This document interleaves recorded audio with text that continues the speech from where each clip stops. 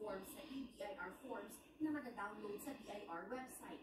Hindi na rin kailangan i-print dahil isasend na sa email ng taxpayer apple mango, na na-file na ang inyong ITR. Kaya hindi required tantalop, ng opisina ng BIR, lalo't sa mga authorized mga oranges at banana. naman ang pagbabayad.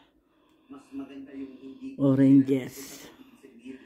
Orange, good for the body.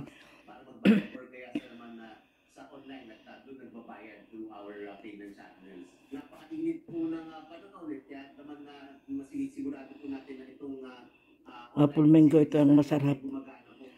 Manamis na ito. Oh. Filing might be launched sa mga opisina ng BIR para mag-assist sa mga magpa-file gamit ang online facilities. Tulad ni Kenny na dalawa ang pinagkakakitaan at nalilito pa kung paano ang tamang pag-file ng kanyang. Ito naman yung cantaloupe, parang melon pero hindi melon ito. Apple mango. Ano yan, may natirang ano kaninang umaga. Kakanin. Matamis ang oranges na ito. Maganda sa katawan. Mabuting kumain ng prutas pagkatapos ng panang every meal. Pwedeng kumain ng prutas. Yan. Madami ito. Andun sa loob ng ref para hindi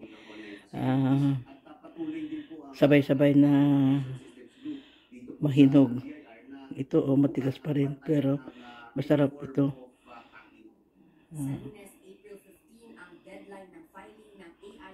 Kumain tayo ng prutas araw-araw para sa katawan natin.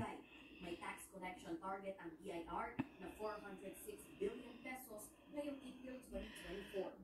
Ladies Essential ABS. Nanonood kami ng TV Patrol.